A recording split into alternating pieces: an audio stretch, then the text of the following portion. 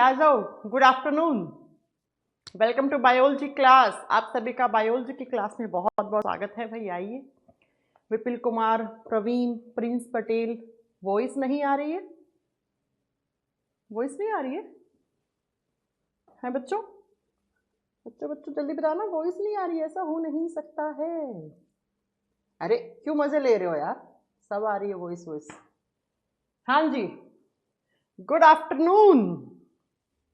कैसे हो आप सब लोग? ऑडियो वीडियो सब कुछ क्लियर है? अपनी आज की क्लास स्टार्ट करें। हम क्या पढ़ रहे थे?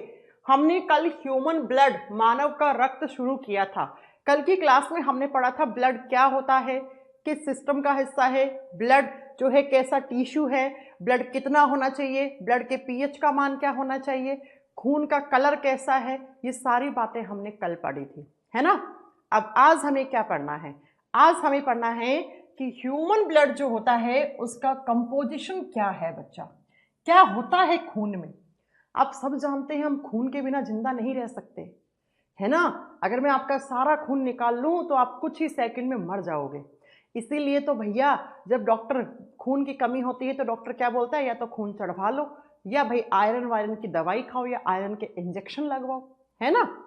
तो बात आती है कि मैम खून के अंदर ऐसा क्या होता है जिसकी वजह से हम, अगर खून कम हो जाता है, कल मैंने बताया था ना कि लड़कियों में हीमोग्लोबिन की यूनिट 10 से कम आने लग जाए तो डॉक्टर बोलता है भाई थोड़ा ध्यान रखो खाने पीने का।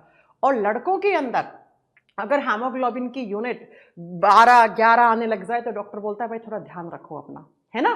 कल हमने ये सारी बातें करी थी। अब आज हम पढ़ेंगे खून के अंदर होता क्या है, कंपोजिशन क्या है ब्लड का, ब्लड के अंदर क्या क्या घटक पाया जाता है, ह्यूमन ब्लड किस किस चीज का बना हुआ है। तो जब मैं ब्लड की बात करती हूँ ना बच्चों, तो मेरी बात को जरा ध्यान से समझो कि ब्लड कुछ ऐसा दिखता है, ऐसा दिखता है, और यही मुझे सारा पढ़ाना है। देखो, जब हम हमारे ब्लड की बात करते हैं तो ब्लड के अंदर ये सारी चीजें दिखती हैं।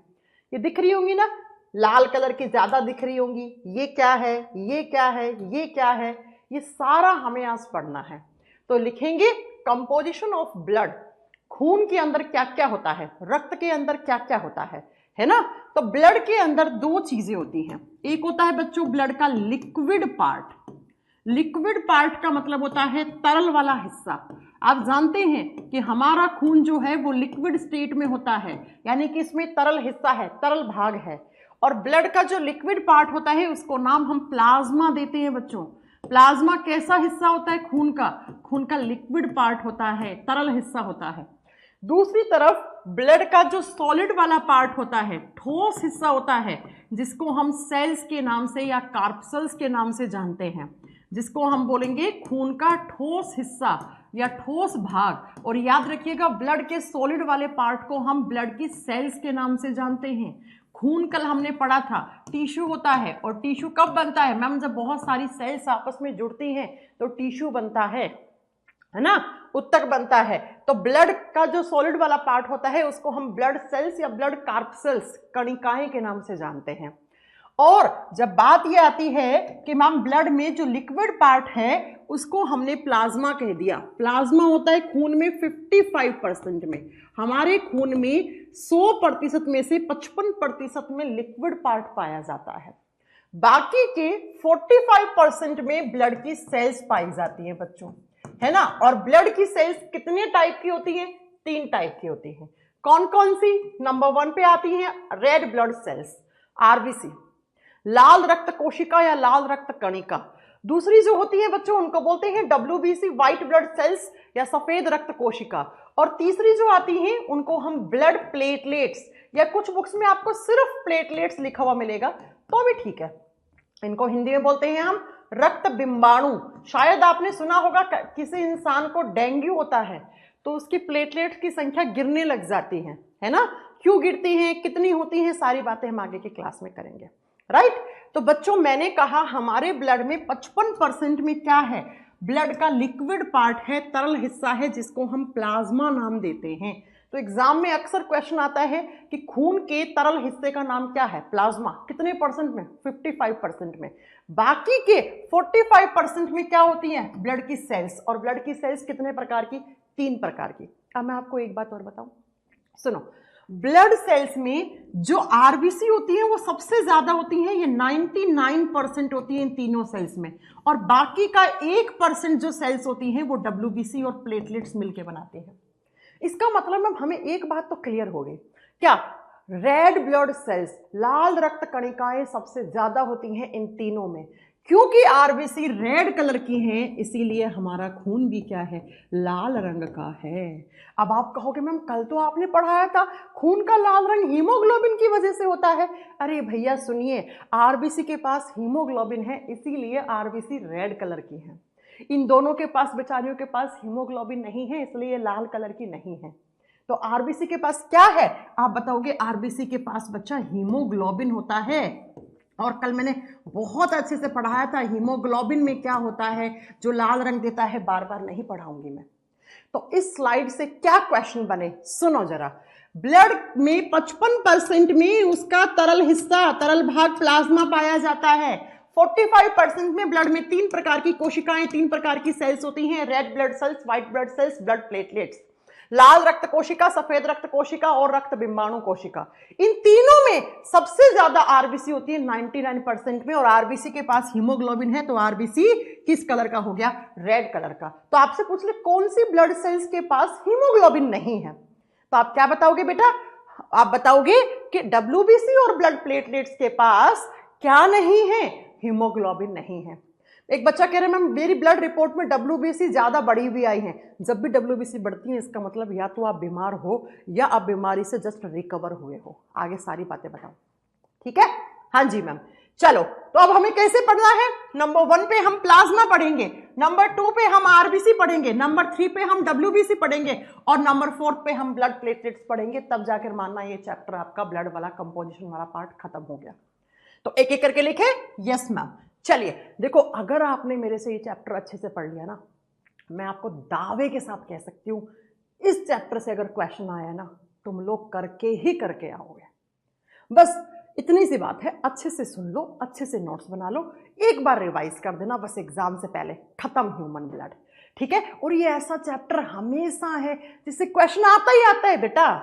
खून वाले चैप्टर से क्वेश्चन आएगा ही आएगा, कोई रोक ही नहीं पा रहा, ठीक है? तो आइए जरा नंबर 1 पे लगाएंगे हम प्लाज्मा।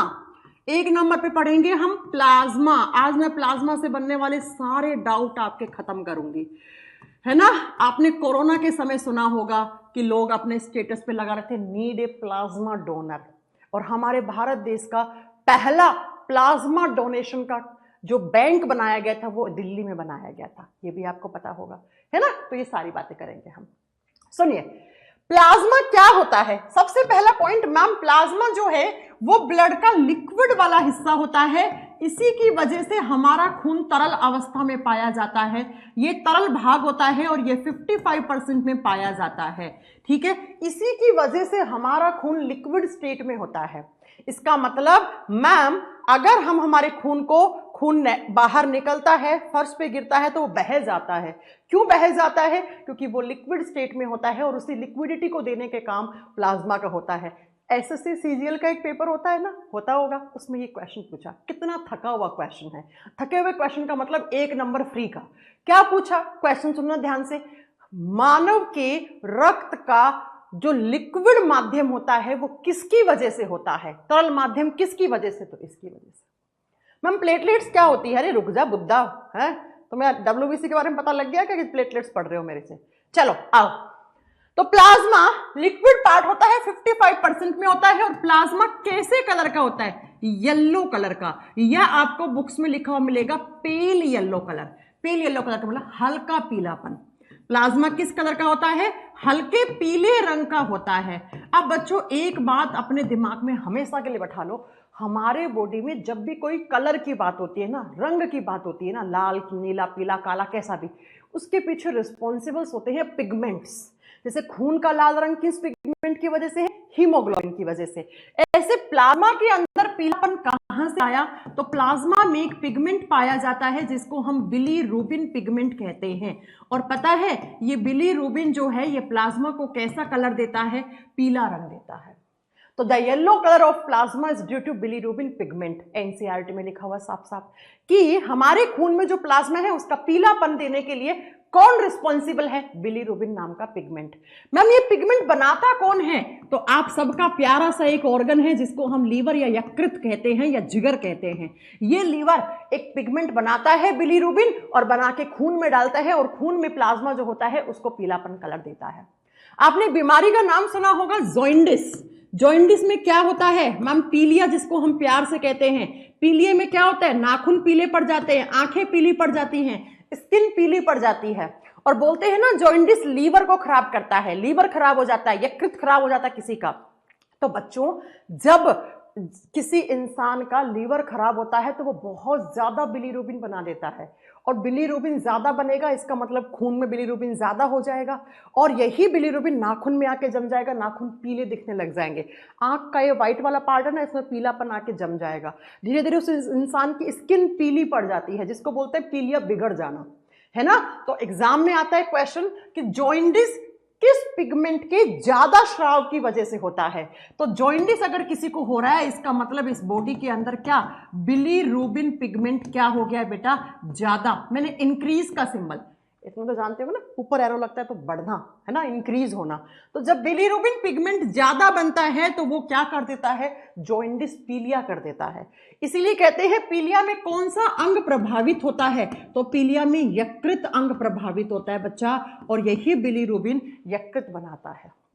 सही मात्रा में बना रहा है तो बच्चा क्या होगा? आपका प्लाज्मा का येलो कलर होगा। तो the yellowish colour of plasma is due to bilirubin pigment that is made by liver. Liver ने बनाया है, यकृत ने बनाया है। और अगर ये एक्सेस हो जाता है, excess of bilirubin is caused jaundice, पीलिया कर देता है बच्चों। अब बात ये आती है कि मैम प्लाज्मा में क्या होता है? प्लाज्मा में क्या होता है? अच्छा मैं अगर आपसे ये पूछूं कि प्लाज्मा बना कहां, मुझे बताइए, आंसर दीजिए कि प्लाज्मा का फॉर्मेशन कहां हुआ। तो बच्चों कल की क्लास में मैंने बहुत अच्छे से पढ़ाया था कि खून कहां बनता है? बोन मैरो में। तो भाई खून में ही प्लाज्मा है, अब जहां खून बनेगा वहीं तो प्लाज्मा बनेगा ना। तो बताओ जरा प्लाज्मा कहां पे, कहां से बन के आया है? मैन बोन मैरो से बन के आया है। अरे भैया जहां खून बनेगा वहीं तो प्लाज्मा बनेगा। जी हाँ मैम, तो लिख दीजिए प्लाज्मा भी कहां बनता है? बोन मैरो में बनता है, अस्थि मज्जा में बनता है बेटा। हाँ वो बात अलग है कि जहां पर बनता है उस बोन मैरो को येलो बोन मैरो कह देते हैं क्योंकि प्लाज्मा येलो कलर का है, पीले रंग का है ना। तो कभी कभी एग्जाम में आ जाता है बेटा कि प्लाज्मा कहां बनता है, तो एग्जामिनर डाल देता है येलो बोन मैरो। अब तुम लोग कहोगे मैम ने तो येलो बोन मैरो पढ़ाई नहीं, भाई प्लाज्मा पीले रंग का है तो जहां बनेगा वहां पे पीलापन आ जाएगा ना। हाँ जी मैम, ठीक है। नेक्स्ट अगला पॉइंट, मैम प्लाज्मा में क्या होता है? अगर आपसे कोई पूछ ले कि प्लाज्मा में क्या होता है तो लिखिए composition of plasma. Composition of plasma, plasma के घटक क्या क्या है? प्लाज्मा में क्या है? प्लाज्मा में क्या होना चाहिए? प्लाज्मा में सबसे ज्यादा होता है बेटा पानी। लिखिए प्लाज्मा के घटक, प्लाज्मा के अंदर क्या क्या पाया जाएगा? तो प्लाज्मा में 90 से 92% होता है पानी। इसीलिए तो कहते हैं बेटा पानी अच्छा पियो खून साफ रहेगा। शायद आपने सुना होगा, है ना, लोग बोलते हैं ना पानी ज्यादा पियोगे तो आपकी स्किन ग्लो करेगी, आपका खून अच्छा रहेगा, खून में कोई इंफेक्शन नहीं होगा, क्योंकि बेटा प्लाज्मा अच्छे से बनेगा, अच्छे बनेगा तो प्लाज्मा हेल्दी रखता है इंसान को। कैसे अभी बताएंगे आपको। तो बताएंगे एक कह रहा व्हाट इज बोन मैरो। विकास आपने कल की क्लास नहीं देखी क्या? पहले कल की क्लास देखो तब आज की क्लास पढ़ना, ठीक है। ऐसा नहीं है कि तुम 1 महीने बाद बैच में एडमिशन लोगे और तुम मेरे से पूछोगे पीछे का, तो मैं नहीं रिस्पॉन्सिबल हूं इस चीज के लिए। पहले कल का क्लास देख के आइए, ठीक है। तो प्लाज्मा में 90 से 92% में क्या होता है? वाटर होता है बेटा, ठीक है। और बाकी के 7-8% में प्लाज्मा में कुछ प्रोटीन्स पाई जाती हैं बेटा। और ये प्रोटीन्स बहुत इंपॉर्टेंट है, एग्जाम में बहुत बार क्वेश्चन आता है यहां से। अब प्लाज्मा में कौन कौन सी प्रोटीन होती हैं जरा नाम लिखिए। प्लाज्मा में जो प्रोटीन्स होती हैं ऐसे आगे नाम लिखिएगा ऐसे। नंबर 1 पे होता है प्लाज्मा में प्रोटीन, उसको एल्ब्यूमिन प्रोटीन कहते हैं। कौन सा प्रोटीन बच्चा? Albumin protein. एल्ब्यूमिन क्या है? प्रोटीन है। नंबर 2 पे जो होती है उसको बोलते हैं ग्लोब्यूलिन प्रोटीन। कौन सा बच्चों? Globulin protein. और नंबर 3 पे जो आपके प्लाज्मा में प्रोटीन होती है उसको बोलते हैं fibrinogen protein. Fibrinogen protein, Hindi में फिब्रिनोजन कहा जाता है, हिंदी में फिब्रिनोजन प्रोटीन बोलते हैं। नंबर 4 पे आता है, उसको बोलते हैं प्रोथ्रोम्बिन प्रोटीन। प्रोथ्रोम्बिन लिख दीजिए, सेम नाम हिंदी में है प्रोथ्रोम्बिन। और नंबर 5 पे जो प्रोटीन आएगा उसको थ्रोम्बिन, प्रो हटा दो, थ्रोम्बिन प्रोटीन। ये सारी प्रोटीन आपके प्लाज्मा में प्रेजेंट होती हैं। एग्जाम में क्वेश्चन आ जाए कि prothrombin, thrombin, fibrinogen, globulin, albumin, ये कहां पे होते हैं प्रोटीन्स? खून में तो है, लेकिन खून में कहां है? प्लाज्मा के पास है। अब बच्चों आप जानते हैं प्रोटीन है तो कुछ ना कुछ इन प्रोटीन का काम होगा। हाँ भाई, है ना, कुछ ना कुछ तो काम होगा, ऐसे तो प्रोटीन नहीं होंगी प्लाज्मा में। तो जरा देखेंगे इन प्रोटीन्स का काम क्या होता है। एल्ब्यूमिन प्रोटीन का काम होता है ऑस्मो रेगुलेशन। ऑस्मो रेगुलेशन का काम करता है ये हमारे बॉडी में। ऑस्मो रेगुलेशन का मतलब होता है आयन की सांद्रता को बैलेंस करना, आयनों की सांद्रता को संतुलन, आयनों की सांद्रता पर संतुलन बनाए रखना। बच्चों आप जानते हैं हमारे बॉडी में बहुत सारे आयंस होते हैं ना, जैसे सोडियम, पोटाशियम, कार्बोनेट, बाइकार्बोनेट, ये सारे आयंस होते हैं। ये आयंस कितने होने चाहिए, कितने नहीं होने चाहिए? ज़्यादा है तो इनको कम करना, कम है तो ज़्यादा। तो आयन बैलेंसिंग का काम, और ये जो आयन बैलेंस होते हैं ना, इसी प्रोसेस को ऑस्मो रेगुलेशन कहते हैं। जब आयंस ज़्यादा हो जाते हैं ना तो हमारा पसीना निकलता है, पसीने में पानी के साथ आयंस बाहर निकल जाते हैं बच्चों। तो कहने का मतलब है ऑस्मो रेगुलेशन का काम एल्ब्यूमिन प्रोटीन करता है। और ऑस्मो रेगुलेशन का मतलब क्या होता है? आयन बैलेंसिंग, लिख देना, ये आयन बैलेंसिंग का काम करता है। हमारे बॉडी में जो आयंस होते हैं ना, जो आयन होते हैं उनकी सांद्रता पर संतुलन बनाए रखने का काम करता है। ज्यादा, आपने सुना होगा ज्यादा नमक खाओगे तो क्या हो जाएगा? बीपी की प्रॉब्लम हो जाएगी, सुनिए ना आपने। तो नमक क्या है? Na+Cl, sodium plus chloride ion से बना है। तो अगर ये आयन ज्यादा हो गया तो बीपी हो जाएगा, है ना। तो समझ रहे हो आप? तो आयंस ना कम होने चाहिए ना ज्यादा होने चाहिए। और आयन बैलेंसिंग को हम एक टर्म देते हैं ऑस्मो रेगुलेशन। ऑस्मो रेगुलेशन, और ऑस्मो रेगुलेशन कौन करता है? एल्ब्यूमिन प्रोटीन करता है। Okay ma'am. दूसरा, ग्लोब्यूलिन प्रोटीन के आगे इसका फंक्शन लिखो, ये एंटीबॉडीज बनाता है, एंटीबॉडीज फॉर्मेशन करता है, एंटीबॉडीज बनाता है।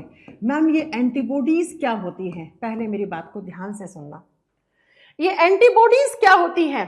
बच्चों जब भी हमारे शरीर के अंदर बाहर से कोई वायरस या बैक्टीरिया आता है, कोई जीवाणु और विषाणु आता है, उनको हम इन्फेक्शन, उनको हम संक्रमण कहते हैं। इन इन्फेक्शंस के अगेंस्ट एंटीबॉडीज बनती हैं, और ये एंटीबॉडीज उस इन्फेक्शन से लड़ाई करती हैं और उसको मार गिराती हैं। हम लोग वैक्सीन लगवाते हैं। वैक्सीनेशन का मेन मोटिव क्या होता है? क्यों लगवाते हैं? टीके क्यों लगवाते हैं? आप बचपन में थे तो आपको यहाँ पे BCG का टीका लगा होगा, अभी तक निशान होगा। क्यों लगवाते हैं? क्योंकि बच्चा, अगर जैसे हमने कोरोना आया था तो कोरोना के खिलाफ हमने वैक्सीन लगवाया था। उस वैक्सीन ने क्या किया था? आप जानते हैं कोरोना की वैक्सीन में मरा हुआ कोरोना वायरस आपके अंदर डाला था। हाँ जी मैम। अब जैसे ही मरा हुआ कोरोना वायरस आया तो आपके बॉडी में एक सिस्टम होता है जिसको हम इम्यून सिस्टम, प्रतिरक्षी तंत्र कहते हैं। वो इम्यून सिस्टम क्या करता है? ऐसे जाग जाता है कि भाई बाहर से कोई वायरस आया है ना। और वो क्या करता है? उस वायरस के खिलाफ एंटीबॉडीज बनाता है, और वो एंटीबॉडीज हथियार है, और वो एंटीबॉडीज जाके अटैक करती है कोरोना वायरस के ऊपर और उसको मार गिराती है। लेकिन वैक्सीन के अंदर तो मरा हुआ कोरोना आया था, लेकिन अब कोरोना के खिलाफ आपके बॉडी में क्या बन गई है? एंटीबॉडीज बन गई है। अब अगर सच में किसी दिन जिंदा कोरोना आ गया तो आपको कुछ नहीं करना, आपके बॉडी में एंटीबॉडीज है। वो एंटीबॉडीज क्या करेंगी? कोरोना वायरस के ऊपर अटैक करेंगी, उसे मार देंगी। तो इसीलिए तो हम अलग अलग बीमारियों से बचने के लिए अलग अलग टीके लगवाते हैं। टीके लगवाने का मतलब होता है पर्टिकुलर उस बीमारी के खिलाफ हमारे बॉडी में एंटीबॉडीज बनना। एंटीबॉडीज बन गई है तो मतलब अब क्या है? अब सच में अगर किसी दिन कोई वायरस आ गया तो उसके खिलाफ एंटीबॉडीज फाइट करेंगी और उस वायरस को मार गिरा देंगी। अगर एंटीबॉडीज नहीं होती तो वो वायरस हमारे लंग्स में, हमारे ऑर्गन्स में धीरे धीरे इन्फेक्शन करता और हमारे ऑर्गन्स को खराब कर देता। जैसे कोरोना में बहुत सारे लोगों के लंग्स में इन्फेक्शन होकर मरे थे लोग, है ना बच्चों। तो इसीलिए अगर आपको याद था तो आप ध्यान से सुनो, कोरोना के समय लोग क्यों बोल रहे थे हमें एक प्लाज्मा डोनर की जरूरत है। अब सुनिए इस कॉन्सेप्ट को ध्यान से। मान लीजिए मेरे को कोरोना हुआ, वैसे मुझे 2 बार हुआ था, है ना, आपको भी किसी ना किसी को। कोरोना जस्ट एक फ्लू था, ये फ्लू हर साल आते हैं, हर साल होता है, बस कोरोना वाला वायरस थोड़ा खतरनाक फ्लू था, बस फर्क इतना सा है।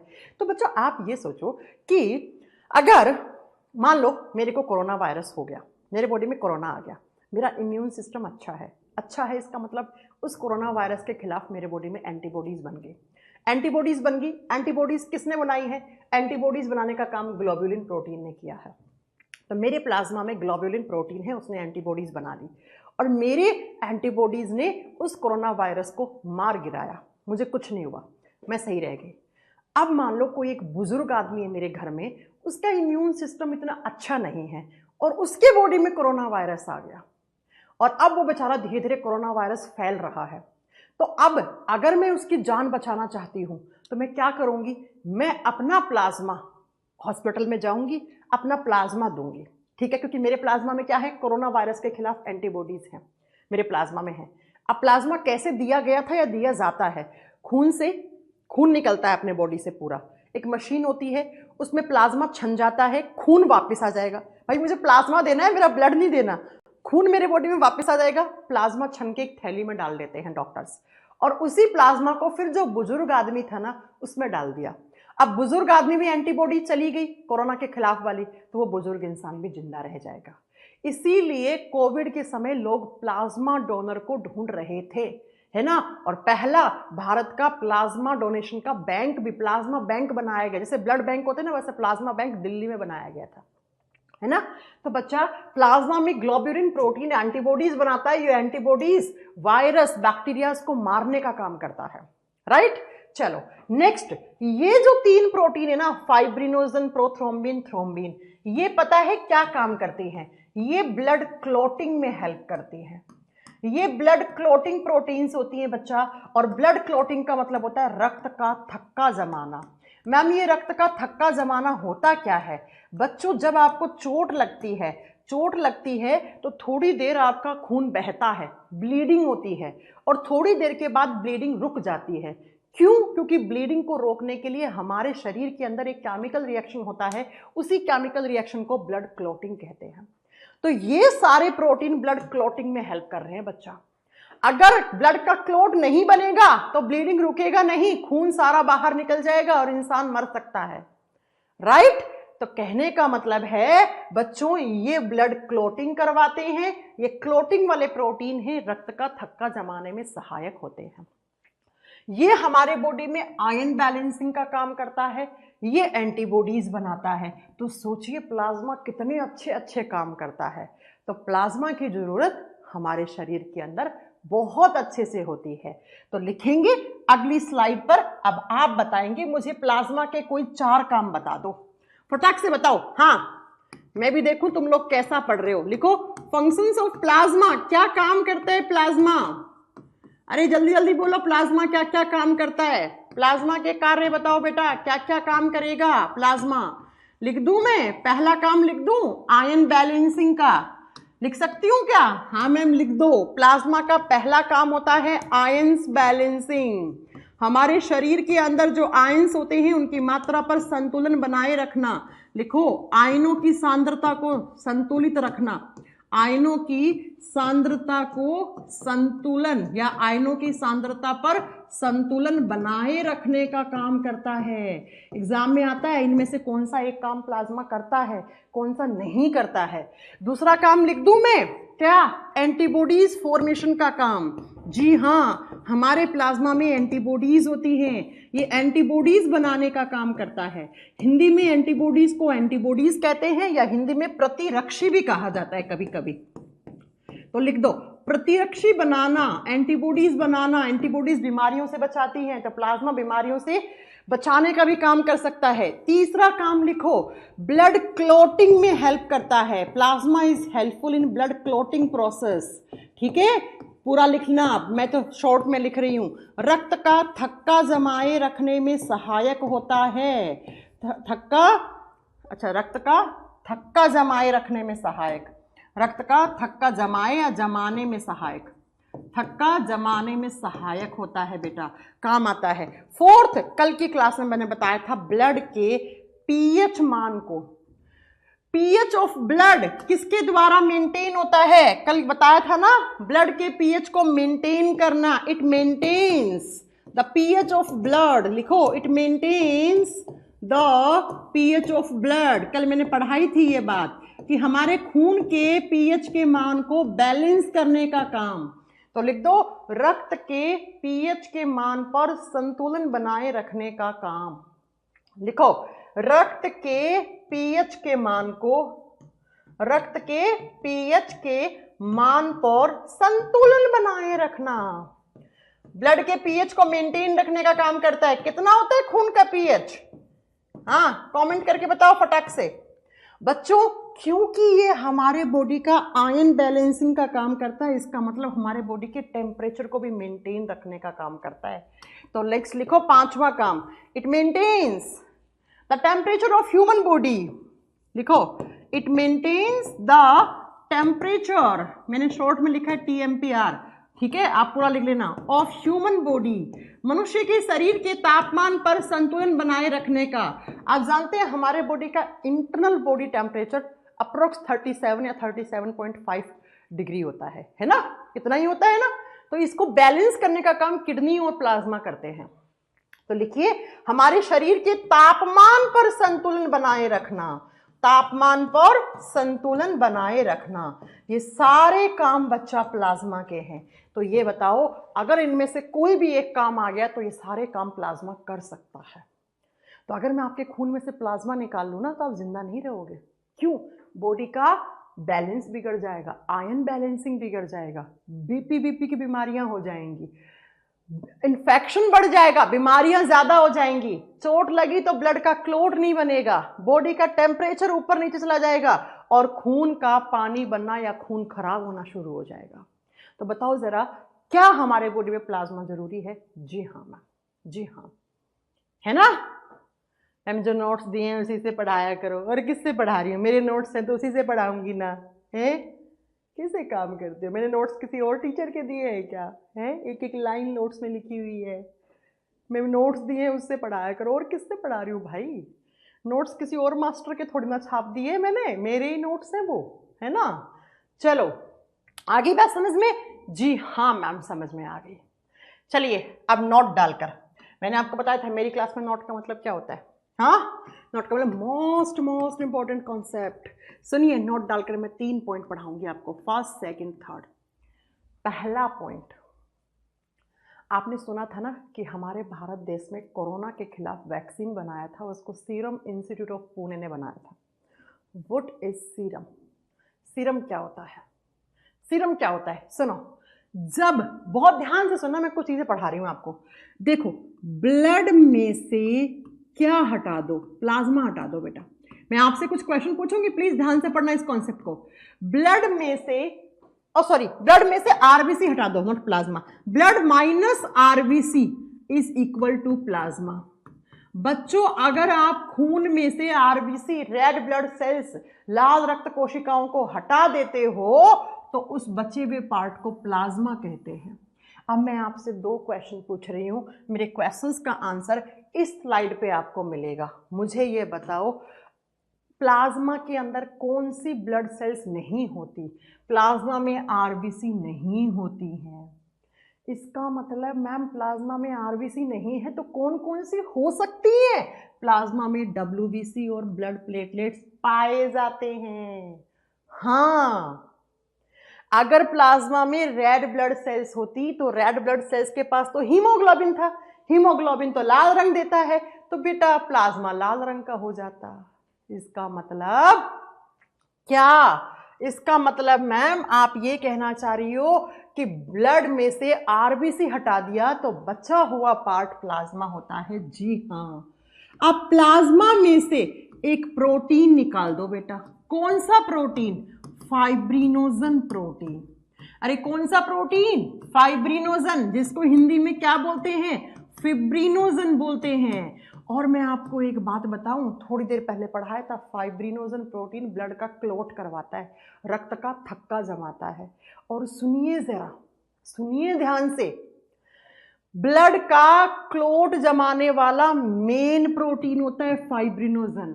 It is the main protein for blood clotting. इसके बिना ब्लड का क्लोट नहीं जम सकता, इसके बिना रक्त का थक्का नहीं जम सकता। तो बच्चों जब इसी को हटा दिया ना, तो जितना पार्ट बचा उसको हम सीरम कहते हैं, सीरम। तो मैम आप ये कहना चाह रही है सीरम वो हिस्सा है जिसमें फाइब्रिनोजन नहीं है, इसका मतलब सीरम कभी भी ब्लड का क्लोट में हिस्सा नहीं लेता है। जी हाँ, सीरम वो हिस्सा है जो क्लोटिंग में हिस्सा नहीं लेता, क्लोटिंग में कभी भी हिस्सा नहीं लेगा बेटा। क्यों? क्योंकि इसके पास क्लोटिंग वाला मेन प्रोटीन नहीं है। तो नेक्स्ट पॉइंट पे लिख दो, main protein for blood clotting is fibrinogen, main protein for blood clotting. रक्त का थक्का जमाने वाला मुख्य प्रोटीन किस नाम से जाना जाता है? फाइब्रिनोजन। लिखो, रक्त का थक्का जमाने वाला, थक्का जमाने वाला मुख्य प्रोटीन। आपसे पूछ ले एग्जाम में कौन होता है, तो वो मुख्य प्रोटीन आपका फाइब्रिनोजन होता है। तो इन तीनों क्वेश्चन, ये वो क्वेश्चंस हैं बच्चा जो आपको हर एग्जाम में देखने को मिलेंगे, हर एक पेपर में देखने को मिलेंगे बेटा। ठीक है, तो ये तीनों मैंने इसीलिए NOTE नोट डलवा के लिखवाए हैं। राइट? हाँ जी मैम, बता दोगे तीनों क्वेश्चंस कैसे आएंगे? अब फटाक से रिवाइज करो मेरे साथ। मैम, हमारे ब्लड में लिक्विड पार्ट होता है, उसको प्लाज्मा कहते हैं। ये प्लाज्मा 55% में होता है, इसका रंग पीला होता है। इसको पीलापन देता है बिलीरुबिन नाम का पिगमेंट, जो हमारा यकृत बनाता है। अगर यकृत ये बिलीरुबिन ज्यादा बना देता है तो यही बिलीरुबिन आंखों में आके जम जाएगा, नाखूनों में आके जम जाएगा, स्किन त्वचा में आके जम जाएगा, जिसको हम प्यार से जॉन्डिस पीलिया कहते हैं। मैम, प्लाज्मा में सबसे ज्यादा प्रोटीन होता है 90 to 92%। बाकी के 6-7% में प्लाज्मा में क्या होते हैं, कुछ प्रोटीन्स होते हैं। उन प्रोटीन में एक प्रोटीन है एल्ब्यूमिन, जिस एल्ब्यूमिन प्रोटीन का काम होता है ऑस्मो रेगुलेशन। क्या? हमारे शरीर के अंदर आयंस की मात्रा को बैलेंस करने का काम करता है। दूसरा जो प्रोटीन होता है उसको बोलते हैं ग्लोब्यूलिन प्रोटीन, और ये प्रोटीन क्या करता है, ब्लड का क्लोट करवाने का काम करता है। अब बाकी के जो 1% बचा है ना, उस 1% में बच्चा प्लाज्मा में होते हैं ग्लूकोज, ग्लूकोज प्लस कुछ आयंस, जैसे सोडियम हो सकता है, क्लोरीन हो सकता है, एक्सेट्रा एक्सेट्रा। ये लो प्लाज्मा का कंपोजिशन। हम हिंदी वर्ड यूज करो। और कैसे, तुम लोग क्या पहली बार पढ़ रहे हो क्या है? ओके, तो प्लाज्मा के ये सारे काम होते हैं। और प्लाज्मा में आरबीसी नहीं पाई जाती है, इसलिए प्लाज्मा पीले रंग का है। अगर आरबीसी होती तो प्लाज्मा भी लाल रंग का हो जाता। प्लाज्मा में एक प्रोटीन हटा दो तो उस हिस्से को सीरम कहते हैं। सीरम वो हिस्सा होता है जो कभी भी ब्लड का क्लोट में हिस्सा ले ही नहीं सकता, और ये प्लाज्मा के अंदर ही होता है। नेक्स्ट, मेन प्रोटीन ब्लड का क्लोट करवाने वाला फाइब्रिनोजन होता है, और यह फाइब्रिनोजन हमारे प्लाज्मा में पाया जाता है। खत्म, खत्म। ठीक है। हाँ, एल्ब्यूमिन प्रोटीन, अगर आप अंडा खाते हैं तो अंडे के सफेद वाले हिस्से में एल्ब्यूमिन प्रोटीन मिलता है। जी हाँ, बिल्कुल सही बात है। चलें अगले पॉइंट पे। हाँ जी मैम, चलो अगले पॉइंट पे। प्लाज्मा खत्म। अब बताओ, हमारे बॉडी में कितने टाइप की सेल्स होती हैं खून में? 3 प्रकार की। तो उसमें से पहली लिखेंगे रेड ब्लड सेल्स। लिखो, अब हम पहले रेड ब्लड सेल्स पढ़ेंगे, फिर WBC पढ़ेंगे, व्हाइट ब्लड सेल्स, फिर ब्लड प्लेटलेट्स। हिंदी में लिखो, लाल रक्त कोशिका या लाल रक्त कणिका। लिख दो, लाल रक्त कोशिका या लाल रक्त कणिका। कणिका ऐसे डॉट पार्टिकल्स में होते हैं, कणों की फॉर्म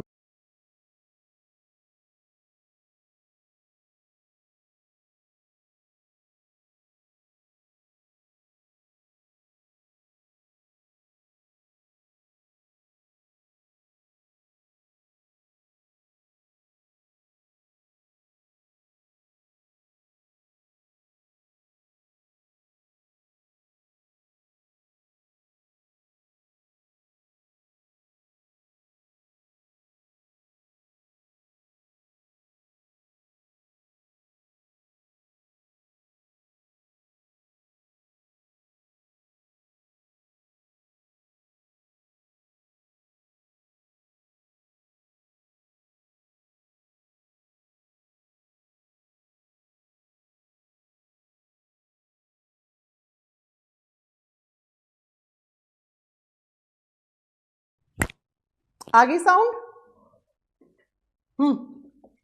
साउंड इज ओके। सुनिए फिर, रेड ब्लड सेल्स का दूसरा नाम क्या होता है? इनको अरिथ्रोसाइट्स कहते हैं। साइट शब्द का मतलब होता है सेल यानी कोशिका, अरिथ्रो शब्द का मतलब होता है हमेशा रेड कलर, लाल रंग। तो लाल रंग वाली सेल्स कौन सी होगी? आरबीसी। इसीलिए कभी अगर आपने अपना, अच्छा, जब कभी भी आपके बॉडी में बुखार, सर्दी या कुछ होता है ना, तो डॉक्टर एक रिपोर्ट बोलता है ब्लड का सीबीसी करवा के आओ, बोलता है ना। सीबीसी क्या होता है? Count blood cells. Blood cells को काउंट करवा के आओ, तब मैं बताऊंगा तुम्हें कौन सी बीमारी है। और उस सीबीसी की रिपोर्ट में लिखा हुआ आता है अरिथ्रोसाइट्स इतनी हैं, कम है कि ज्यादा है आपके बॉडी में, उस रिपोर्ट में लिखा हुआ आता है।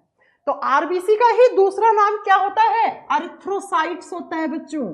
तो कहीं पे अगर अरिथ्रोसाइट्स लिखा है, इसका मतलब वो क्या है? वो अरिथ्रोसाइट का मतलब है आरबीसी। क्या है? रेड ब्लड सेल्स है। आवाज 1 मिनट के लिए डिस्टर्ब हुई थी, आ गई है वापस। वो माइक ऑटोमेटिक ऑफ हो गया, आई डोंट नो कैसे हो गया। राइट, चलिए बात ये आती है बच्चा, रेड ब्लड सेल्स को कहते हैं ब्लड की मेन सेल्स। ये हमारे खून की मुख्य कोशिकाएं हैं। आप जानते हैं खून का मतलब ही आरबीसी है, बस तुम ये समझ लो। अरे मैम क्यों? क्योंकि बेटा खून किस रंग का होता है? लाल रंग का। आरबीसी किस रंग की होती है? लाल रंग की होती है ना। तो मेरे प्यारे बच्चों सुनो, क्योंकि आरबीसी के पास क्या होता है? आरबीसी रेड कलर की है, लाल रंग की है, क्योंकि आरबीसी के पास लाल रंग वाला पिगमेंट होता है, जिसको हम क्या कहते हैं? जिसको हम हीमोग्लोबिन कहते हैं। आरबीसी के पास हीमोग्लोबिन पाया जाता है, और यही हीमोग्लोबिन आपको मैम ने पढ़ाया था कल, लाल रंग का होता है। इसका मतलब बच्चों अब तो आवाज आ रही है ना? हेलो हेलो हेलो, अभी तो आवाज आ रही है ना? अरे अभी तो सब सही है, मैं सामने देख पा रही हूं। क्यों बच्चों, अब तो आवाज आ रही है ना? नीलम कह रही है आवाज नहीं आ रही है। क्यों अभी साउंड नहीं आ रही? जल्दी बताओ यार, स्किन वाइट क्यों होता है? रुक जा अमित, रुक जा। अब तो आवाज आ रही है ना? वो तो 1 मिनट का इश्यू हुआ था ना। हाँ 1 मिनट आ रही है, ओके डन। तो हमारे आप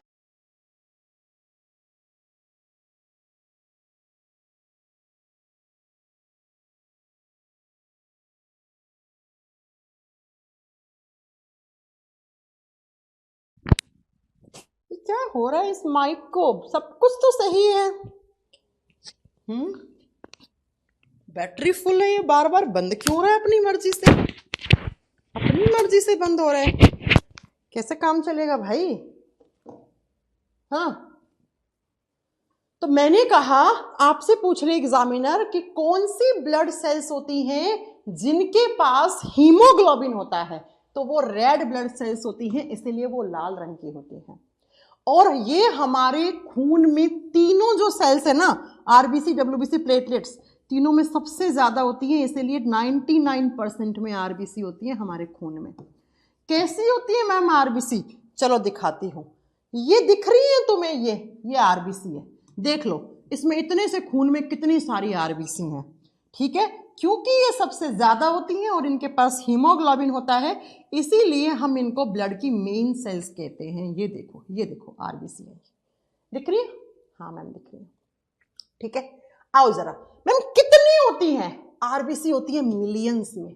लड़के के अंदर, मेल का मतलब होता है लड़का, नर, ठीक है, उसके अंदर कितनी होनी चाहिए? 4.5 से 5.5 मिलियंस पर 100 ml of HB। 100 ml of HB, प्यारे बच्चों HB का मतलब होता है हीमोग्लोबिन। अरे 100 ml हीमोग्लोबिन में 4.5 से 5.5 मिलियन आनी चाहिए एक लड़के के अंदर, और लड़की के अंदर 4 से 4.5 भी चलेंगी। अब आप में से कुछ बच्चे कहेंगे मैम लड़का और लड़की में आरबीसी अलग अलग होती है। मैं कहूंगी जी हाँ बिल्कुल। मैम क्यों कहेंगे? कल की क्लास में पढ़ाया था, लड़कों में थोड़ा सा खून ज्यादा होता है लड़कियों के मुकाबले में, इसलिए लड़कों में आरबीसी थोड़ी ज्यादा होती है। ठीक है, हाँ जी मैम। तो आरबीसी मिलियंस में होती है बच्चा। कितनी मिलियन? 4-5 मिलियन पर 100 ml HB। HB का मतलब होता है हीमोग्लोबिन। 100 ml हीमोग्लोबिन निकाला तो उसमें इतनी आरबीसी आनी चाहिए। इससे कम आ रही है तो मतलब कुछ गड़बड़ है बेटा, गड़बड़ है। आई बात समझ में? हाँ जी मैम। चलो नेक्स्ट अगला पॉइंट सुनो। जब मैं बात करती हूं, अगर मैं आपसे पूछ लूं आरबीसी का फॉर्मेशन कहां होता है, आरबीसी कहां बनता है बेटा? जहां खून बनता है वहीं तो आरबीसी बनेगा ना, बताओ जरा। और आरबीसी कहां बनेगा? जहां खून बनता है। खून कहां बनता है? बोन मैरो में। लेकिन जहां पर रेड ब्लड सेल्स बनते हैं उसको रेड बोन मैरो कह देते हैं हम। अरे खून कहां बनता है बताओ जरा? खून बोन मैरो में बनता है। तो जिस बोन मैरो में जिस हिस्से में आरबीसी बनेगा वो रेड कलर का होगा कि नहीं होगा? हाँ जी मैम। तो अगर कोई आपसे पूछ ले खून कहां बनता है, बोन मैरो। खून की जो आरबीसी होती है वो बोन मैरो के किस हिस्से में बनती है? तो आप क्या बताएंगे बेटा? उसमें जहां पे बन रही होती है वो रेड बोन मैरो हो जाता है। अब बच्चों आरबीसी क्या एक सेल है, और आप जानते हैं हमारे शरीर के अंदर एक दिन में हजारों लाख।